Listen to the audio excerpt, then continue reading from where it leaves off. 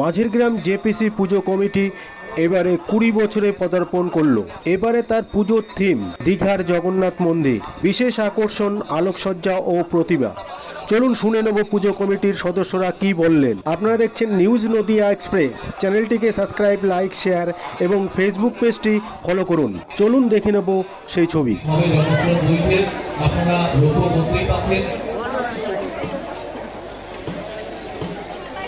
আচ্ছা, এই চায়ের দোকানের সামনে যে বা যারা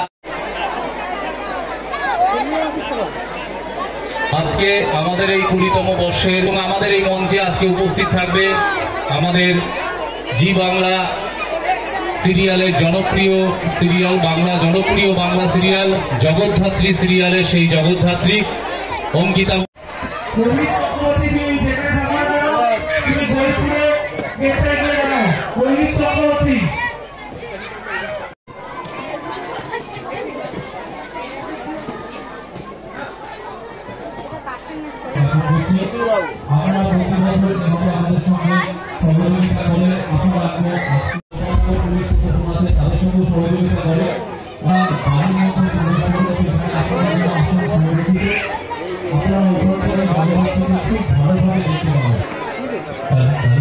সামনে থেকে দেখা যায় কিন্তু সব থেকে ভালো দেখা যায় আমাদের এদিকে আসছে মনে হচ্ছে পুলিশের কথা বলবো, আপনারা গাড়ি থেকে যদি ব্যাক করেন তাহলে সুবিধা হবে।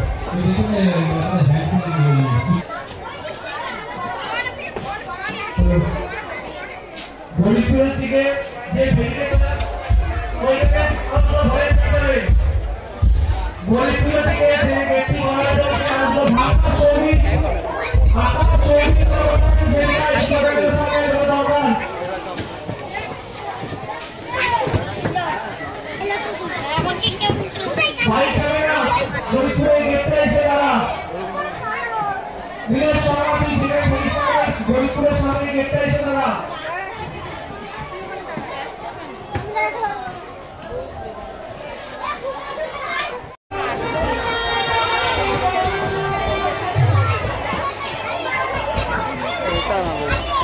পুজোর এবছরের ভাবনা দীঘার জগন্নাথ মন্দিরের আদলে নির্মিত মণ্ডপ।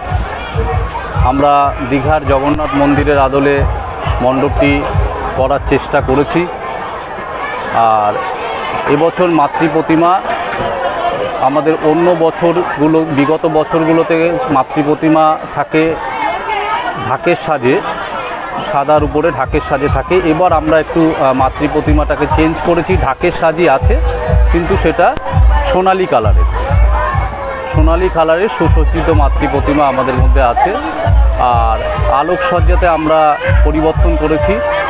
আলোকসজ্জাতে আমাদের ভাবনাটা ছিল যাতে করে মানুষ আলোর যে রোশনাই সেটা উপভোগ করতে পারে, সেদিকে দৃষ্টি রেখে আমাদের এবছরের আলোকসজ্জাটা নিবেদন করেছি।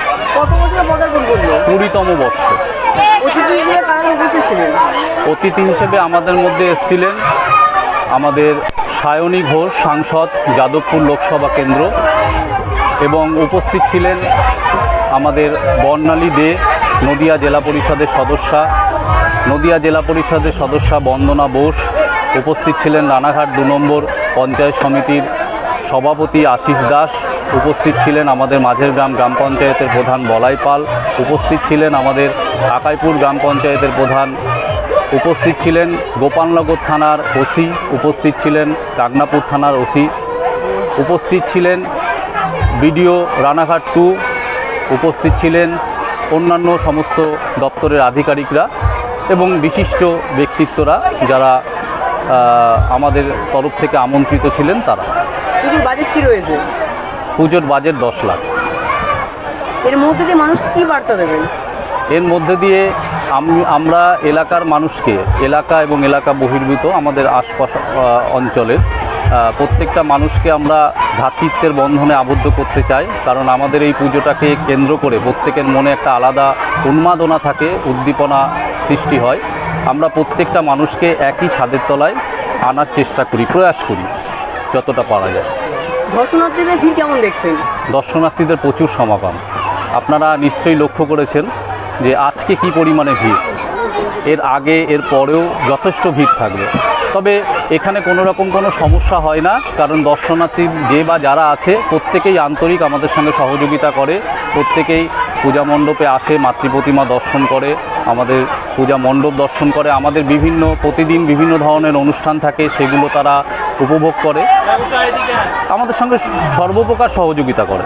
আগামী বছরের কি চিন্তা ভাবনা এর মধ্যে কি শুরু হবে? হ্যাঁ, আগামী বছরের চিন্তাভাবনা আমরা ইতিমধ্যেই করে ফেলেছি, সেটা এই মুহূর্তে আমরা বলছি না, আমাদের চিন্তাভাবনা করা হয়ে গেছে অনেকটাই। পরিচয় কি হবে? আমি বিশ্বজিৎ দে, আমি এই জেপিসিরই সদস্য, এবং আমার সাথে আছে জেপিসির প্রত্যেকটা সদস্য এখানে যারা উপস্থিত আছে, ঠিক আছে।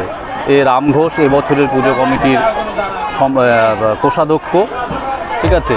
কল্যাণ দে সদস্য, অতনু দে সদস্য, জয়ন্ত দে সদস্য, তোর নামটা হ্যাঁ, সুকুমার সদস্য, এই যে আমাদের সেক্রেটারি সম্পাদক এবছরের জয়দেব মণ্ডল, সায়ন দে সদস্য, আর এছাড়া অনেকে আছে যারা ব্যস্ত আছে, এদিকে জনসমাগম হচ্ছে, তো একটু মানুষকে যাতে সুন্দরভাবে পরিষেবা দেওয়া যায় সেই জন্য সামনে উপস্থাপন করেছি দীঘার জগন্নাথ মন্দিরের আদলে নির্মিত পূজা মণ্ডপ, আছে সুসজ্জিত মাতৃ প্রতিমা এবং অভিনব আলোকসজ্জা। বিভিন্ন অনুষ্ঠানের আয়োজন করেছি। আজকে আমাদের জগদ্ধাত্রী পূজার এই 20তম বর্ষের শেষ দিন।